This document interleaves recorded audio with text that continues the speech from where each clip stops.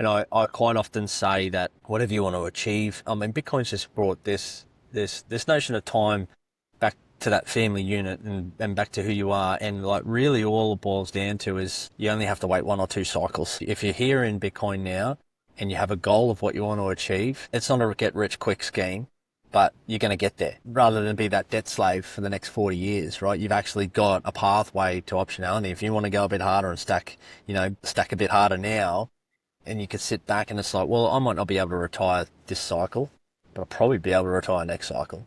Or worst case scenario, the cycle after that. Within 8 years, like this is giving all families that I know massive, massive options. And it's so humbling to like just chat to people you've met along the way, other Bitcoiners along the way. You've all been on this journey.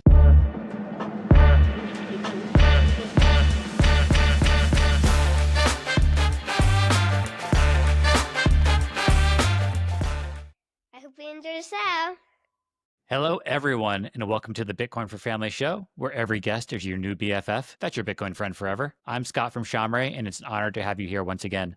Thanks to everyone who's been watching or listening. I hope you're finding this show fun and educational. And if you've been enjoying the show, I'd love it if you liked, subscribed, and shared. If you're really feeling generous, go ahead and drop a comment or a review as well. Every bit helps in helping to spread the word to other Bitcoin families. Now, on to this week's show. I'm excited to welcome a father of 2 and a friend that I've gotten to know over the past handful of years. Welcome to the show, Daz Bea. How you doing? Hey, Scott, such a pleasure to be here with you again, mate, and it's great to see you.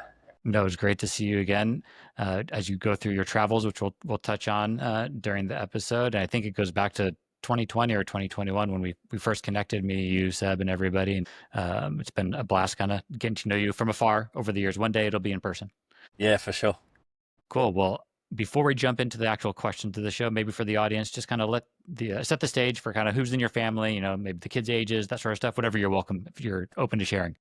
Yeah, absolutely. So, yep, very happily married with 2 strapping young lads. So I've got 2 boys there. One just turned 8, just turned 9, and one's 11, just about to turn 12. So, but they keep us on our toes. And like you highlighted, probably the big adventure for us this year is we decided to pull the kids out of school for the year and hit basically touring around Australia in our caravan. So, clicked a few Ks. I'm sure we'll get right into that discussion. But yeah, that's us in a nutshell.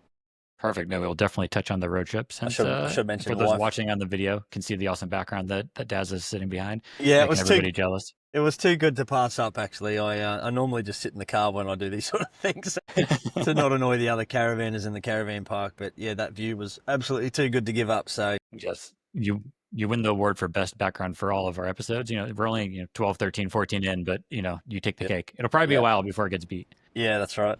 I guess I could drive to the coast and do an episode from our beaches too. So maybe I should have done that. Well, perfect. Let's kick things off with a few icebreakers just to set the stage. And so first one, you mentioned being in Australia. This one's Aussie themed. What's the one Aussie road trip snack your family can't get enough of, and who's the biggest hoarder of it in the caravan? Biltong. That's me. Okay. So Biltong, South African jerky, basically. So it's an air dried meat snack. Everyone loves it, actually. Everyone, and it's a good healthy snack. We've normally always got a bag of it in the car. I was actually ordering it direct to the various post offices from a guy we get it off back up in Queensland. So it's probably the best snack. And my other guilty pleasure is I found non-seed oil potato chips. So avocado oil based chips. The ones I've been eating are from the States, actually. They're called Boulder Canyon or something like that, from Boulder, Colorado, I think. But they're my other little guilty pleasure. So they're always we got a snack box in the middle of the car when we're doing the big days, eating them by the handful. That's my little guilty pleasure. Probably eat too much of them. Very nice. No, I'll have to get some of that jerky. And we've been on the hunt for different seed oil free tortilla chips and stuff, and got the boulders. There's a few other ones in our cabinet right now, so on the same wavelength there. No surprise. Yeah. Okay, icebreaker number 2. On your road trip, if you guys had to pick a theme song that you guys have heard way too many times, what would it be? I wouldn't even know. There was this viral YouTube. It was sung in Spanish or Portuguese or something. I'm not even going to attempt to do it, but that would probably be the theme song of the trip, because the kids started singing that pretty much in month 1 of us touring around, and I butcher it every time. I sit there and hum along, and I don't know Portuguese or Spanish, and they absolutely butcher me. They say, "That's so cringe, Dad, because you're singing the wrong words." But that'd be the theme song. If I can find it, I'll loop it into the show notes so people can jump in. send it over. We'll put in the show notes, or maybe I'll splice it into this part of the video. Yeah. Perfect. Next one. If you could be any Australian animal for a day, what would you pick and why? Crocodile. Definitely saltwater croc. Okay. Why? I don't know. Just demand respect, right? Everyone's shit scared of me. That's probably a really bad thing to say. No, I think the first thing that comes to mind is saltwater crocodile. They're always just an impressive beast to behold. We make handbags out of them. We make shoes out of them. And the apex predator, right? Yep, exactly. Charlotte's gotten into, I don't know if your boys have gotten into them at all. There's those books like animal, they're like animal versus animal type books, and they say, oh, these are the facts, and then at the end the book tells you who would have won. We just did it was a crocodile versus python. Oh, right. Yes, and the python wins. Don't want to spoil that for anybody out there, but yes, the python gets the best of the croc and swallows it whole. Really? That's quite funny because we were actually just having a debate only a couple of weeks ago, and we used ChatGPT to try and decide who would win out of a fight with a great white shark or a saltwater croc. And the great white shark, due to its speed and method of attack, the ChatGPT reckons it would win. Always back in the crocodile, but the great white sharks, because we've been along the southern coast of Australia is actually quite problematic for great white sharks. So we've got the surfboard in here and we've been sort of surfing these beautiful beaches, but along that southern coast we didn't even get in because the great white sharks are a bit too problematic now. Yeah, that definitely does the trick. Now we actually the next book we read right after that was actually great whites versus killer whales or orcas. Oh yeah. Yep, the orca takes out the great white in that one. So well, actually, speaking of whales, there's humpbacks are migrating at the moment. So if you're lucky, you might even see one splashing out behind me here. Well, if we see a humpback kind of breaching in the background or anything, we just call it a podcast, shut it down, and say we've hit the tip of the iceberg. We're out. I'll retire after a handful of episodes in. Yeah, exactly. Okay, next question. While you've been on the road trip, who's put the most driving hours in, you or your wife? Definitely me. She'll get up me, actually. I don't know if I should publicly share this, but she brakes way too late, so I don't let her drive with the caravan on. Therefore, scares the absolute crap out of me. So, pardon the choice words on a family podcast, but no, definitely me. We've done about 30,000 Ks so far, kilometres. So I don't know what that is in imperial speak. Yeah, I wouldn't pretend to do the math either, but it's a lot. Yeah, so I've definitely racked up most of the kilometres. That's Got it. Selfish why. And last question, just a fun one to throw in. If our pal Seb had asked to join the road trip, would you have let him join or told him to stay back in Canada? Nah, he would have definitely been. Actually, Carissa probably would have kicked me out and let Seb go before, if that was an option. She loves Seb. Very nice. Okay, Seb, if you're listening, you could have gone, or maybe I guess hop on a plane. They're not done yet. We would have definitely found space for him. Very nice. Okay, well, those are some fun ones. Let's kind of dive into the deeper landscape of the family. One thing that I've kind of enjoyed starting out a bunch of the episodes with is kind of hearing the love story between the significant others. So where did you and your wife meet? Kind of what was that tale like? Cool. Yeah, these are the things. These are fun. So Carissa, my wife, and I, we met at work, actually. So we used to both work in Telstra Mobile Centre. So Telstra was the big pre-government owned, they were privatised, but government owned communications network in Australia. And we both worked in call centres in our early 20s. And I was a manager and she worked in another team. I wasn't her manager, so no controversy there. But her walked past and just knew immediately. It was like the Wayne's World moment, if you can recall that movie. It was like, she will be mine. Oh yes, she will be mine. Cringe as that is, as my boys would say. But basically just beeline for her and made a conversation, and then basically hassled her until she agreed to go out with me. And that was, I'm going to bloody...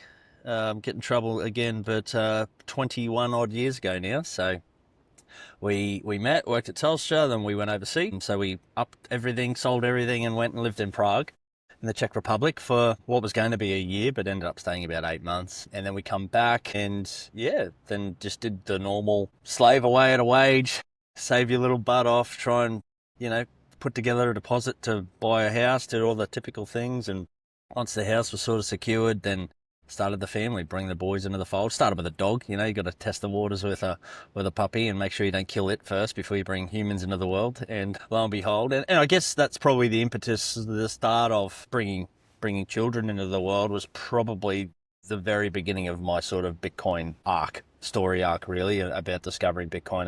It was time to grow up, partied pretty hard in my 20s, drank way too much alcohol, spent every cent we had, pay to pay, and then the thought of bringing children into the world was really gee, okay, this is getting serious. Maybe need to grow up a bit and have a look at, take finances and all these sort of things a little bit more seriously, right? That's awesome. What brought you guys to Prague during that short period of time?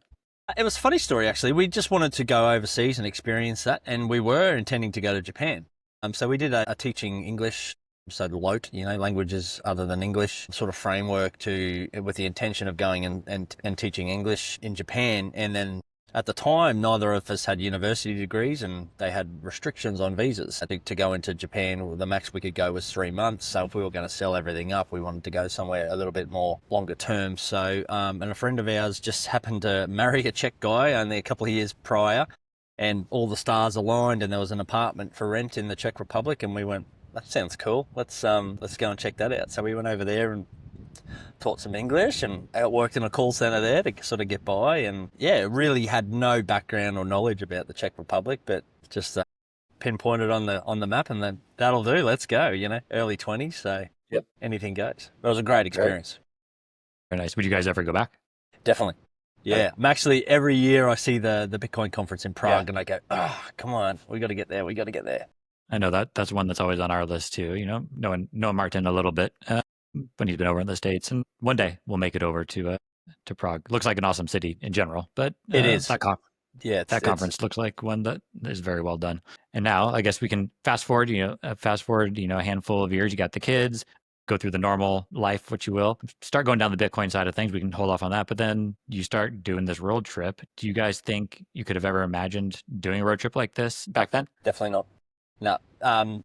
Bitcoin, and we'll dig right into this, I think, because it's probably one of the sort of key themes that I'd be keen to talk about today, is that without Bitcoin, we would never have been able to imagine doing this sort of thing, taking a whole year off and traveling around with the kids and giving them great memories. Like, most people wait till they're 60 to retire, and then some people wait too late and they're too old to enjoy it, so may mean we have to work fiat jobs for another year or two into that retirement phase of our life, but we definitely wouldn't change it based on the experience that we've had. So we've been on the road since February. It's now, into July, so and we're basically continuing on to the end of the year, so just a great option. But I guess just taking a step back from it, and that whole arc and that whole path was really, like I said, around that thought of bringing children into the world and being able to provide.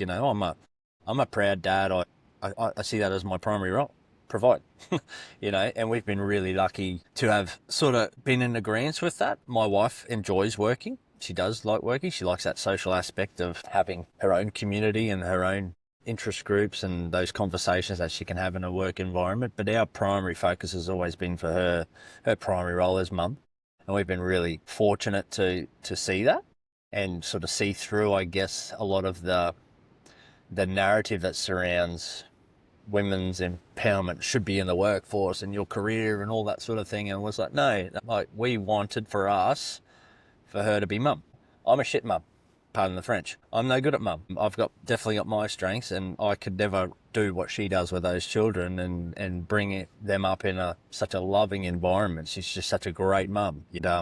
We're just really lucky that we sort of saw that early and never wanted them spending too much. And I don't begrudge anybody who's forced. There's a lot of people are forced into that due to their circumstance around where they live, the real estate market, all that sort of stuff. Mum and dad are forced into that environment. But I think we're just so lucky that we were able to, me go out, work, be the main provider for the family, and her to be able to lean into that, being there for the kids, dropping them off at school, picking them up, being there for picking up. They didn't have to go to before and after school care and all that sort of stuff. And for anybody who hasn't read Seb's book, speaking of Seb earlier, Seb Bunny's written a phenomenal book called The Hidden Cost of Money, where he dives right, and he doesn't have kids, right? But he's seen this very early in the piece in terms of how money has corrupted the family unit. Speaks a lot about kids spending too much time with their peers and not with the parents, so that parental bond as children start to get older is starting to be eroded, and it's all downstream of money. It's all downstream of people feeling the need to have to sit there and hustle, go to work. Both mum and dad have to be at 10-hour jobs per day just to put sort of food on the table and a roof. And that's diabolical in my humble opinion. Like the family unit is such a beautiful thing. Sorry to go on a bit of a rant there, Scott, but it's obviously something I'm pretty passionate about. Where that sort of started was me realising that my wage was never going to cut it. So that's how I ended up becoming an electrician. So we call ourselves Sparkies in Australia, and that was the pivot. So I was in sales before that. I was actually used to sell cigarettes for a living. I go around to stores, convincing them to put our brands in, and thinking back on that, it's not someone I was. It goes against everything I sort of stand for now, thinking back, and decided then to pivot and go and get a manual labour job, go and start a trade, and took a sacrifice. Like took a big financial hit to go and do, like, apprentices get paid pretty small I don't know what it's like in the States, but in Australia it's typically you've got to do your 4-year apprenticeship and earn nothing. But after your 4-year apprenticeship, you've done that proof of work, then you start to reap the rewards, in terms of you've got lots of, it's then directly, and I quite often educate the boys about this in terms of effort, right? So like salary jobs are very socialist in my opinion. It's like no matter what effort you put in, you rock up today, you're going to get the same paycheck at the end of the week. Whereas those trade type of jobs is more, I've got my hand on the spanner. Hey, if I want to put my hand up and work a little bit harder today and work a couple of hours overtime, I'll pick up the extra shift on the weekend, then I get duly compensated for that, So more a capitalistic approach to, I should be rewarded if I want to put more effort in, I should be duly compensated for that. So that's what we did.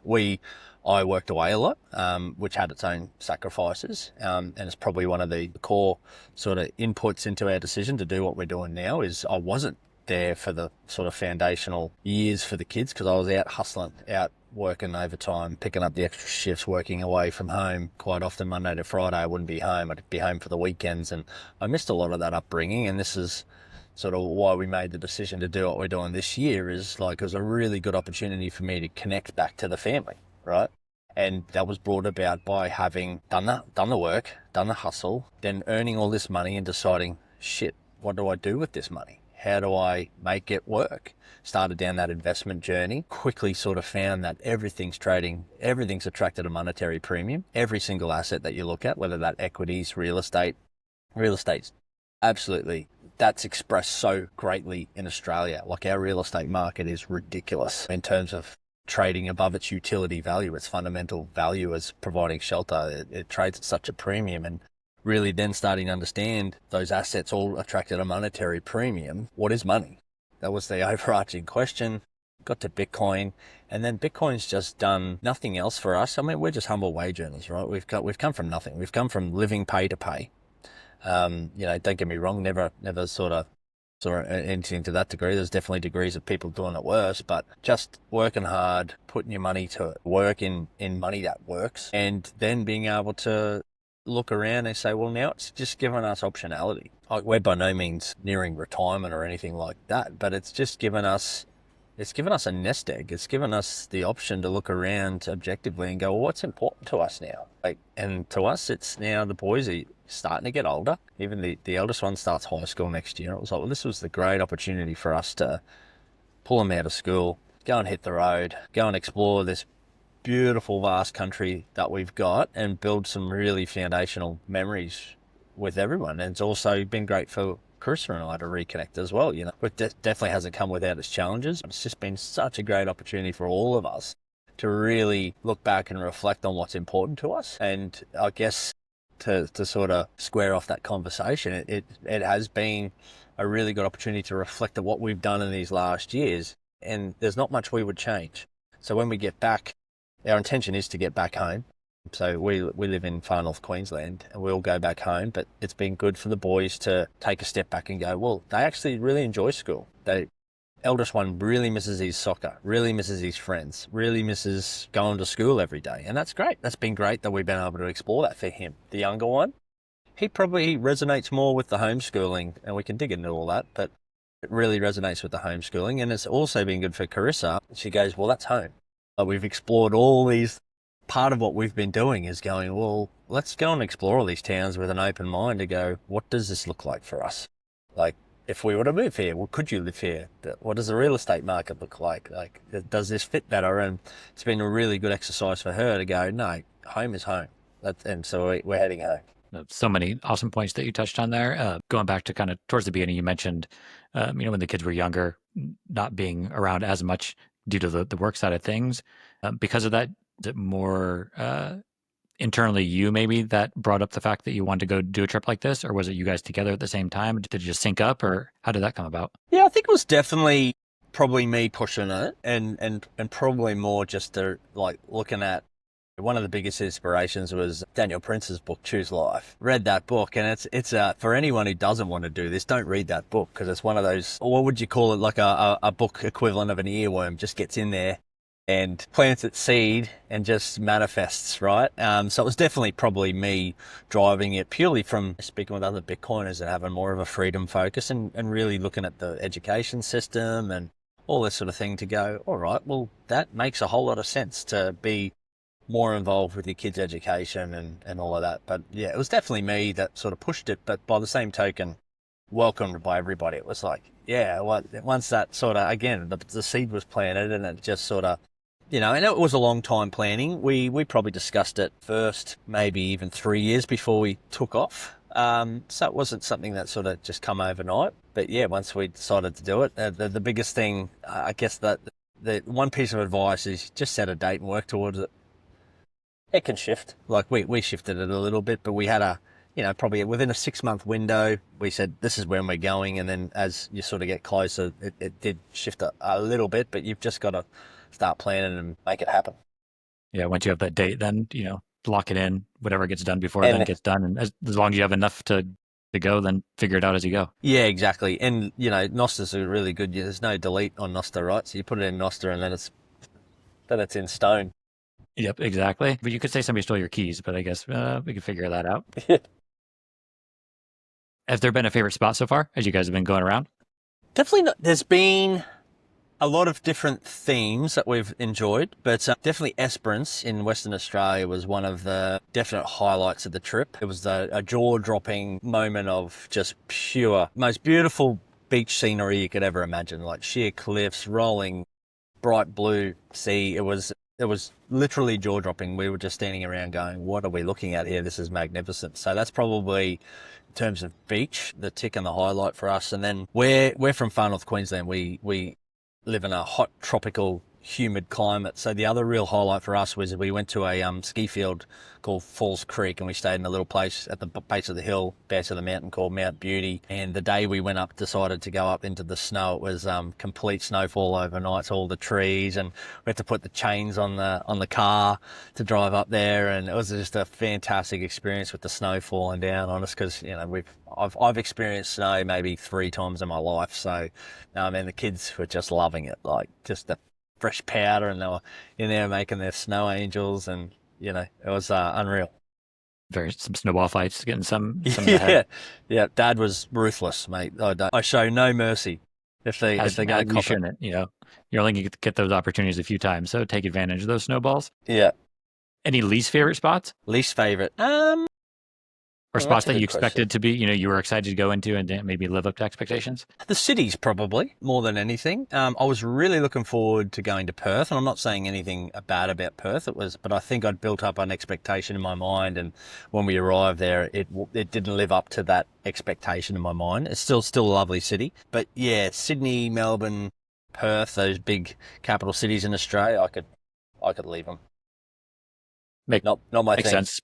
Yeah, there's more of an adventure for those kind of hole in the wall spots, and like when you find a good hole in the wall restaurant, you want to go there, not the chain place. Yeah, and I guess it actually just comes back to the money factor too, Scott. To keep circling back, like the real estate in Sydney is just getting so ridiculous that even the caravan parks where you park these caravans, they're now permanent residents living in there, and they just have a real slum feel to them. So they're not a nice feeling. And don't get me wrong, I'm not judging those people. They're probably forced into that scenario purely through real estate, right? Because it's attracted such like a normal, 3-bedroom butterbox brick house there sells for millions of dollars. Like it's ridiculous. So these poor people are forced into these sort of situations. So you see a lot of homelessness, you see a lot of dirtiness around the streets, and it's just not a nice feeling, not a nice environment to be around when you can be here. Yeah.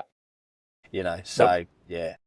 No, that makes sense. When you guys were planning everything out, was there any external pushback from, grandparents, other family members, or were everybody supportive? No, it's been a trend now since the COVID lockdowns, 2020 for Australia. A lot of Australians do this. Yeah, again, which makes it easy, right? There's a lot of information around to find out. A lot of people publicly share their budgets and stuff on Facebook groups and all that sort of stuff, so people can start to paint a picture and get an idea of what the cost is to do it. So yeah, there wasn't much pushback. Schools were supportive, like the boys' schools that they go to. Carissa works in the school system, so she took a year off, leave without pay, so she's still got that option to go back. We don't think she will. Sorry, school, if you're watching. But, yeah, a lot of support and a lot of people, like, as we go around, we see a lot of retirees and pull up next to them and have a bit of a chat, where you're from, where you're going, blah, blah, blah. And just everyone's just so supportive and I guess even jealous to a degree that they didn't have the opportunities when they were sort of bringing their kids up, and yeah, just look at what we're doing and just in envy of the opportunity. Very nice. Have you had any friends or family members come and find you on the trip to hang out for a little bit? We've got family and friends all over, so we typically go and find them, just say, hey, we're in where we are right now. I won't dox the location, but got some really good close Bitcoiner friends that live nearby, so we've been hanging out with them for a couple of days, and yeah, it's been awesome.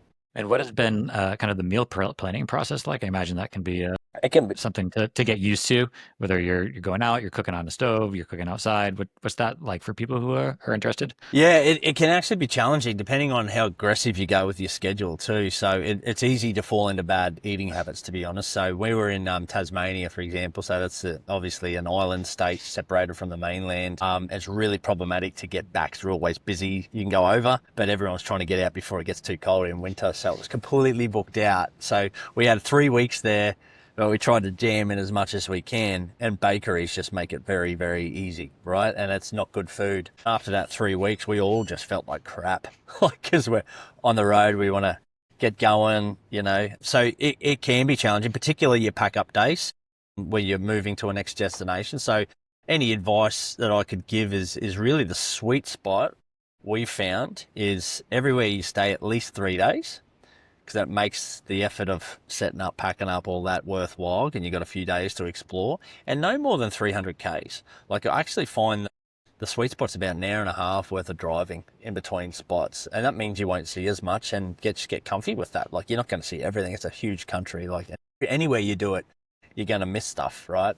You can't see everything, you can't do everything, but I think just make your time to still look after yourself, because it's really easy to fall into those habits, right? Probably the one saving grace, we had an air fryer, and I know there's a lot of people with very varying opinions on those sort of things, particularly with the enamels they use in them and all that sort of stuff. So definitely try and find a stainless steel or ceramic type of options with them. But our air fryer died and our slow cooker died, and they're two things we use quite regularly to help prepare food. So we bought one of these. Living in the caravan, it's been amazing. It's called a Foodie 11-in-1. Seb's been on to me actually to get one of these things for years, and it's got a pressure cooker in it.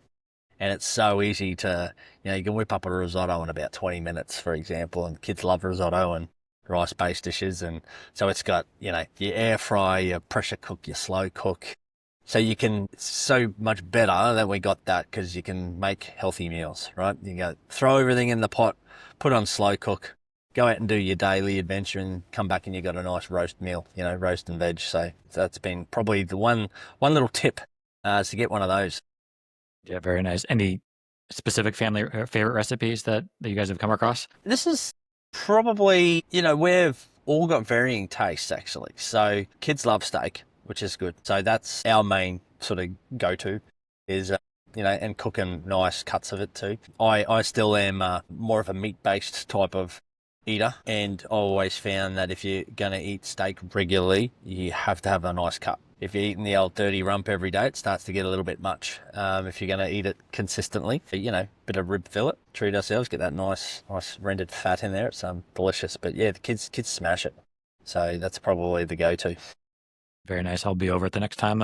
Yeah. Next time you cook that. Sounds delicious there. So you mentioned you guys kind of transitioned for the year, going from the more traditional public school side of things into homeschooling. How are you guys balancing out the days? I'm sure it's all different all the time. What's that look like for you guys? Yeah, but we're pretty lax with it. We're lucky in the sense that both boys are pretty good with their academics side of life. So we don't have to spend so much time one on one with them. They very much can do well. So we subscribe to a set curriculum. So there's a company in Australia called Euka, which was a set curriculum, and they specialise in travel schooling. So we were of the opinion, I mean, there's many ways to approach homeschooling, unschooling, and they've all got their benefits. For my mind, as an engineer trained in the sciences, I thought it was pretty important for us to maintain some sort of curriculum for them so that they didn't fall behind. Particularly, and I don't regret that now, particularly that I know my eldest boy's really looking forward to getting into high school. Will be more of that formal approach, and he'll go back into that system. So we found it really important that they maintain at least their maths and their English. So math is such a foundational thing. If you don't understand decimals, you won't understand fractions, you won't understand percentages. It's all foundational. So we like the idea of having provided curriculum. I didn't want to go out searching for particular exercises. Sure, he was ticking off what he needed to do for his year level so that he integrates back into that system well. So, and it was actually really approachable. I think it was $500 for the year for both kids, Aussie, which is not much. And all the resources are provided, and you can pretty much, you're not answering to anybody. It's all self-directed. They go in, they log in, there's week 1, lesson 1, here's the stuff they need to be working on. And sometimes we skip history if we're going to, we went to the Port Arthur where, some of the early convicts went. There's like old ruins and stuff. That's history. Bang, ticked off. That's geography ticked off as we're kicking along. We go to the science centres, we go to museums, we do all this sort of stuff. So we're very fluid with what we're doing, and they're learning all the time. So I'm not worried about that in the slightest. What I do worry about is just their reading, comprehension, writing, and some of those foundational stuff, like I mentioned with the math. No, that makes complete sense. In Australia, do you have to turn worksheets back into the school or something like that? Or what's that like? Every state's different, but for Queensland, where we're based, we have to register them for homeschooling, and then we have to provide a report at the end of the year. The curriculum that we use can help with that. So with your submission and all that, you pay a little bit extra, and they can help with all their paperwork. My wife's in the school system, so she sort of knows what to do. At the end of each term on the curriculum, they've got a bit of a recap quiz that they can do, and they get a certificate at the end. So, that's been good too, because that's a reward for them at the end, and it's a good gauge to say, well, did you get all that? Did it all sink in? What do we need to make sure we cover off? Yeah, and at the end of the year, we've just got a report formally back to the state. I have heard of people who just basically say, we're not doing that. What are you going to do? Kind of thing. Yeah, and see what happens. But, they've been, my eldest boy's right into soccer, and he's been accepted into a school that's got a really good soccer program and all that. So we didn't want a silly decision on our behalf to compromise any opportunity for him to go back. So, we've jumped through those hoops and done those things, and to each their own. Whatever you choose to do with your kids, up to you, but that's how we've rolled with it. Makes sense. Has there been a part of kind of the homeschooling journey that's you found rewarding that surprised you as a parent? Yeah, actually. And again, it's math. We found some quite concerning, for me anyway, not so drastic, but very early on, my kids have always done well with school. Definitely not straight A's, but definitely no concerns, right? And I found some, with the eldest lad, found some concerning holes in his math game that we never found out, because he's always done very well with math. But it's just some of those, I've already sort of alluded to it, the relationship between fractions, decimals, percentages, that wasn't clear to him. So we've been able to sit down and spend a bit of time with him. And likewise with that as well, been an opportunity to, I guess, be more involved with the curriculum. Even if we're not sitting down with them directly with every lesson, it's very much self-directed, but you hear in the background the types of things that they're saying, and it's been good just to pull aside and encourage a little bit of independent thought with what they're learning. There's a program here, it's like a government-sponsored kids news program. It's called Behind the News, and you hear a lot of rhetoric around, obviously, Donald Trump, even from Australian perspective, is in the limelight a lot. And it's just it's been a good opportunity for both boys just to sit back and go, don't always believe what you hear here. Make your own decisions based on what you can. And I'm by no means a Trump supporter in any stretch, but also there's definitely a lean to those conversations that paint a picture of him being a certain way. And it's just been a good opportunity to sort of intervene with that and say, well, just make your own decision. Go and find your own sources of information. Don't rely on this, what you're saying, and the way that they're framing it as necessarily true. Very much, just the Bitcoin ethos, don't trust, verify, right? And being able to instill that thought process. And, it's sparked really interesting conversations on these. Sometimes we've done the big 6-hour drives and you've got not much more to do than talk to each other. So it sparked a lot of interesting conversation and debate, just even within the car. And, even my wife's got different opinions than me, and it's good just to talk it out and hash it out as a family. And that's probably been some of the most rewarding things of the journey that we're going on, is being a bit more actively involved with it. No, for sure. And things that wouldn't have been taught in the same way if they're between the walls in the school. So awesome to see that. Have you seen them get curious about certain things that you didn't expect that you've turned into teaching moments? Like you said, when you're going to these museums, that's teaching history, but things that you've seen them get interested in that you kind of circled back around and said, okay, didn't expect that, but it turned into it. Being an electrical engineer, I obviously have a passion for electricity and generation. When Dad teaches you it, it's not fun or interesting, right? But if you go to a science centre and they've got these cool experiments where you've got a handle and you're generating your own electricity, all of a sudden that becomes cool and fun. And it's been good to sort of sit back, let them explore that, and then, now it's my turn. I can tell you a little bit more, and then, very much it's like, Dad, we're cool, man. We've got this. But it's great to see both my kids. Would have been really lucky. Most kids are like this in general. Sorry, the old fella's just had a little bit of a rolled his ankle. He's good. It's a bit of a walkway behind me here. Thought Daz might have to go and rescue, but no, he's good. Sorry about that. You don't even have to cut that out. That'll be amusing. Yeah, no, he's good. No amputation. Oh, sorry. I've lost my train of thought now. What were we talking about, Scott? Sorry. They were learning about getting interested in electricity from somewhere else, and then you were able to circle back around and dive into it more. Yeah, so my thought process there was both my kids are always demonstrated an ability to learn, and I think that's probably the core thing. Is if you learn how to learn, everything's approachable for you. It doesn't really matter if you miss that science thing right now. And in these parts of the early years, we went to Japan last year, and my young fella goes, "Well, we need to learn Japanese," So he jumps on Duolingo, and he'd learned a whole heap of these words like water and rice and general greetings, and he was a great help when we were in Japan, and we got out the Google Translator app, and he's helping me navigate through, and that's just that's a powerful learning experience in and of itself. So, if you spark a passion for learning in general, they'll go and they'll pursue what interests them. I often laugh at my eldest boy. He's a chip off the old block. Like, I was always being interested in something, always throwing energy into something. And then the next week it could change, it could shift. And some people see that in a negative way. It's like, you don't have a singular focus or a singular expertise, but I always enjoyed that aspect of being able to pivot and shift. It's shaped me who I am, right? It's how I've become. And, certainly wouldn't have found Bitcoin if I wasn't wired that way. It was like, I'm interested in investing. Okay, what is it about investing? Value investing. Okay, well, what is it about value? And starting to peel all these layers off. And I think sometimes that singular focus and that ability to channel all your energy into learning one or two things at a time is a really powerful thing. And when it's no longer serving you or no longer interesting, you pivot, you shift over, and it's, always evolving, always learning. And it's just it's a great way to live your life, I think. No, definitely, for sure. So you've mentioned a few times being kind of like electrical engineer side, sales side, going back to the cigarettes, which you want to forget. But you're also a musician. How do you think the musician brain has played into kind of your life outset and maybe diving into Bitcoin at all? Do you see that crossover there? Yeah, definitely. I think musos in general, I've studied music since I was a kid, right? So I started playing guitar when I was 8, learned formally how to read music, finger picking, but more of a classical lean.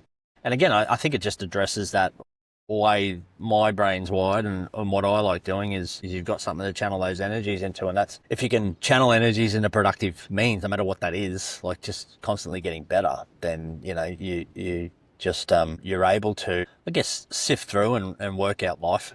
Find these little niche pockets of interest. That's food and pharmaceuticals and how money works. And being a musician, I think, was a way as I expressed that as a kid. My eldest boy, I've tried, and I don't shove it down their throat by any means. Eldest boy was quite good at guitar. Used to sit him down. He's quite interested at it. He was interested in it for a little while, but he's not now, and that's cool.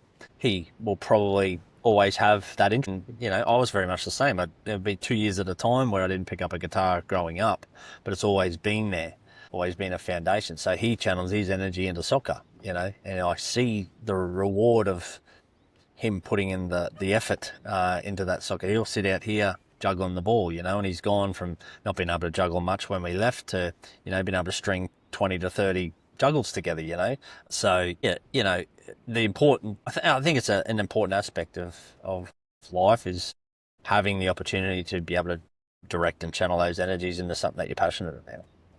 Definitely, for sure. Do you guys, how much of kind of the financial education, whether you're talking about Bitcoin or not, but how much are you weaving in with them now and how are you doing it? Yeah, a lot. So they've both been brought up with Bitcoin and, we've got a really cool app actually called Spriggy in Australia. It comes with a debit card, but it's an app. And in that app, they've got their savings account and they've got their spending account and they can save up for goals. Like if they want a new soccer ball or a jersey or something, they could take a photo of it and they know if it's $200, they can keep saving up. And I've always weaved in to their financial education that sort of notion between capitalism and socialism, right? So they get $5 a week for doing nothing. They just get it. But they know it doesn't buy them anything, right? They might get a couple of lollies or something like that, but that's all you're going to get. So if you want to hustle in that app, you can build out jobs, right? So while we're on the road, it's a bit harder, but they can vacuum, they can do the dishes, they can help me set up, they can roll out hoses, power cords, help me pack up all the legs and stabilizing legs and all that for the caravan. So if they do that, they can claim more money, right? And if they want to hustle, they get it. And then the contrast between that, so that's all the fiat world, but everything that they get distributed, 50% goes into Bitcoin and 50% goes into fiat. And they know fiat's for spending, Bitcoin's for saving. So my oldest boy won't dox his stack, but he's well on his way to, he's 11, turning 12 now. He wants a Hilux ute when he's 17. That's all he wants to do. When he gets his license, he wants a Hilux workmate ute. It's a humble car, like it's not a Lambo. And he knows that his Bitcoin stack will more than likely pay for that car by the time he gets there, So he's still got a Moon wallet, actually. I've been meaning to transfer him over, but he's still got his Moon wallet. He knows how to spin up an invoice, Oi, Dad, pay, So I get my wallet Satoshi out and I scan his QR code and off he goes. So they've got their Bitcoin stack. And then I've got a decent stack for them aside that they know about as well, and they see it continually growing and they see it go back down. So, teach them about volatility and this is a long-term savings thing. We're not dipping into this. We're not trading it. We're not, and they think they're balling, they think they're bosses because they see their, quite significant little stack now starting to grow. And it's great to see. It's such a great learning experience. They're getting it early, right? If they want the Nintendo Switch game or they want digital Robux, they play that Roblox game. They're always into Robux and they know, hey, that's a bit of a scam, isn't it? And I say, yeah, it is, mate. Like, you're going to swap your fiat for this other digital token that's really got utility, but it's got no value. You're going to buy that skin, but every other kid's got that skin. But, oh, hang on, if I actually want a Nintendo Switch, they like the Nintendo Switch. If I want a Nintendo Switch game, then all that money I spent on Robux is, I could have had that Nintendo Switch game. So it's really foundational, allowing them to control their money. And I probably have too much oversight. I go, oh, that's a scam. No, we're not wasting money on that. It's like Chris always interjecting. She goes, it's their money. Let them use it. And I'm like, yeah, you're right. It'll teach them about it. And if we sit back and we reflect and we have a look at what it did and, oh, hang on, you want that $100 Nintendo Switch game? Well, you could have had that if you didn't buy all these crappy skins in Robux, Yep. No, all life lessons that'll last forever, for sure. And besides teaching your kids about the financial side of things, we've mentioned Seb a few times. So Seb Bunny, you co-wrote a book, B is for Bitcoin. You've also co-founded Looking Glass with Seb and a few others. So maybe tell the audience a little bit about both of those ventures, that for those that don't know. Yeah, well, it all started with me going down that sort of investment side of things, and I enjoy reading books, and I've got the ability to read a lot of books, and realizing that not a lot of people do have that time or capacity or even interest in reading a lot of books. So I was distilling down a lot of what I found interesting about finance in general and writing some articles. And then a Bitcoiner who we all love and dearly miss, Greg Foss, sort of put us together, and we decided that we'd build a course to try and distribute this knowledge out, what we'd sort of discovered in and around traditional finance and how money works, the evolution of money, what the downstream effects are. And we really our core market was always the wage earner, always the people slugging it out for wages, to try and reach them and say, hey, you're really struggling because your money doesn't work. and here's this very viable solution that you should at least get some interest in. So that was the sort of foundation of Looking Glass. And then so we wrote this course, and it was sort of just focused on the thesis of why you might want a Bitcoin. But then Seb and I both sort of realized that if you're going to get some significant exposure to this asset, you need some conviction. You need to understand what's under the hood. You need to understand how it works. So that was the sort of start to build a second course, which ended up being Beers for Bitcoin, the book. Sort of finished that and reflected on it when that's a really nice standalone book for people to, and we've been really humbled by its approach. It's definitely not, a international New York Times bestseller by any stretch, but it's quite often we hear it's the go-to book that people hand out because it's a nice, approachable 160 pages, and reading that, the intent was you'd walk away from that having a really good understanding of how it works and what it is. Because if you're going to stomach, like, Bitcoin can be a volatile beast, and if you're going to stomach that volatility, it's a hell of a lot easier if you know how it works. No, definitely, I'll co-sign the book. I actually meant to grab my copy. Just to hold it up here, but I got one here. And have there been any surprises, whether it's through the book or through Looking Glass, of I guess maybe the types of people that you've heard feedback from that you kind of help set them down the path to wanting to learn more and helping that journey? Yeah, actually been very surprising, but quite a few times now. And then a close friend of ours, Farmer Jen here in Australia, just a lovely Bitcoiner, quite often. Well, she said to me early on the piece, it was actually, we always thought Beers for Bitcoin would be like the number 2 or 3, 4th, 5th book maybe you'd read on Bitcoin, around, what is this thing, and this is how it works. But she actually uses it for her number 1, and it seems to resonate a lot with women, more so as their first book, which was really surprising to us. And I guess it just comes down to, that whole men are from Mars, women are from Venus. Like, men might be more attracted to number go up and like, I'll figure how it works later on, like, just give me the money kind of thing. And women are a bit more calculated and a bit more, what is this thing first before, how does it work before I'm interested to dip my toe in? So that was some really surprising information that we got from her, that it seems to resonate with women first, as their sort of first book. Yeah, well, we need definitely as many women in the spaces as possible. So any tools like your book or anything else, or voices that are out there, every small effort helps. So anybody, I'll link to the stuff in the show notes, whether it's the book or the Looking Glass. You guys can all go check it out. Even if you've been in the space for a while, you might learn something new, or just have another tool in your arsenal to be able to hand off to people as you're taking them down the rabbit hole. And before we jump into the final 2 questions, I just want to remind everybody that you're welcome to use code BFF show for 10% off at shamray.com. Go ahead and grab our books, our games, anything in between. Happy to send those off your way, no matter where you're located. Okay, so let's wrap things up for the final 2 questions of every show. That first one being, a common saying in the Bitcoin space is Bitcoin is time. Another belief is that time is the scarcest asset the world has ever created. So playing off of all that, what is the biggest gift of time that learning about Bitcoin has provided your family? That's an easy one. It's just optionality, It's just really provided that ability to sit back and reflect on what's important. Like, once I wouldn't be as outward in saying, like, future's completely secured, but it definitely looks a lot brighter than what it did even just 4 years ago. And I quite often say that whatever you want to achieve, Bitcoin's just brought this notion of time back to that family unit and back to who you are. And like, really all it boils down to is you only have to wait 1 or 2 cycles. If you're here in Bitcoin now and you have a goal of what you want to achieve, it's not a get rich quick scheme, but you're going to get there rather than be that debt slave for the next 40 years, right? You've actually got a pathway to optionality. If you want to go a bit harder and stack a bit harder now, and you could sit back and it's like, well, I might not be able to retire this cycle, but I'll probably be able to retire next cycle. Or a worst case scenario, the cycle after that. Within 8 years, like, this is giving all families that I know some massive, massive options. And it's so humbling to, like, just chat to people you've met along the way, other Bitcoiners along the way. You've all been on this journey. I'm only class of 2020. I certainly didn't find Bitcoin early. I'm not, blessed in with the 2016 type of Bitcoin, but found it early, studied it early, went as hard as I could without sacrificing too much of the family. It's always a fine balance. Whatever you want to do, you're only 4, maybe 8 years away from being able to achieve whatever the hell you want. And it's so unreal. Lower that time preference and see that long-term vision. Just like you said, 4 to 8 years isn't a long time in the grand scheme of things. Not when you compare it to being the debt slave for 40.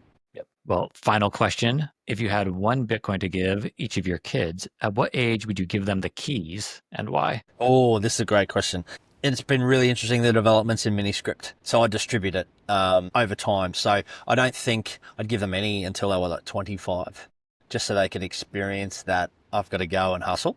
I've got to go and really understand what it is to work, to put food on the table. Like I certainly won't be kicking them out when they're 18 by any stretch. Definitely not with, wifey wants to keep them home to their 40. But, I think 12 is probably a good distribution to say, okay, well, now you are probably old enough to start choosing where it is that you want to direct your capital. So here's a little bit to help. And I'd probably distribute it out at something humbly like 10% at 25, maybe another 10% at 30, right? So they can start the family and do all those sort of things. And then maybe the rest of it when they hit 40 or something like that. So they at least value, nothing's spoon-fed, nothing. I mean, we talk about, and I'm passionate about building generational wealth. I never want my kids to struggle. And part of that is, though, they got to learn the value of time, the value of money, the value of the hustle, so they will appreciate it more. I think if you're spoon-fed and you're given things too early, you're just going to blow it and you won't appreciate it, right? Nope, for sure. We've heard the 25 seems to be a common age going through the episodes. And you're not the first person who's kind of mapped out a successional option there, which I think is very helpful. And like you said, between now and when your kids are 25 or my kids are 25, the technology to be able to do those steps is going to be even easier. Exactly. You don't even have to think about it. Just be done on autopilot. When you hit block height X, you get 10% of it. Yep, exactly. Yep, simple stuff like that. Well, awesome. Well, it's been a blast having you on this show. Looking at the background, we didn't get any humpbacks. No humpbacks. So we got to stay a little bit longer. We could just sit here and stare. Yeah. But no, it's been great. Thanks so much for coming on, taking time out of your morning in this case. I'll be sure to link to you in the show notes, link to the book and Looking Glass. Any other places or final words you want to say? No, that's great, Scott. Just appreciate all you do and continue to do. And, you've definitely developed a great, your book and your game and everything you're doing is just, we always look fondly with your family, and you're an inspiration yourself, mate. So thanks for doing the pod and thanks for having me on. It's absolutely awesome to, develop this friendship over the years. And like you said, I hope that it's in person soon. Maybe we have to get to Prague together. Maybe we should make it happen. There you go. It's a challenge for both of us. Sounds great. One day we will find ourselves in Australia. So that is on our list. So if that doesn't happen, one day it'll be down in your hometown and we'll have to jump back in the caravan. Absolutely. I'll cook those steaks up for you. Perfect. Awesome. Well, thank you everybody for joining us, and we will talk to you next week. Awesome. Bye. Thanks, Scott. Hi, thanks for joining. Don't forget to like, subscribe, and leave a good review. And buy your kids some stuff at saltwater.com today. Bye. Bye. Bye. Bye. Bye.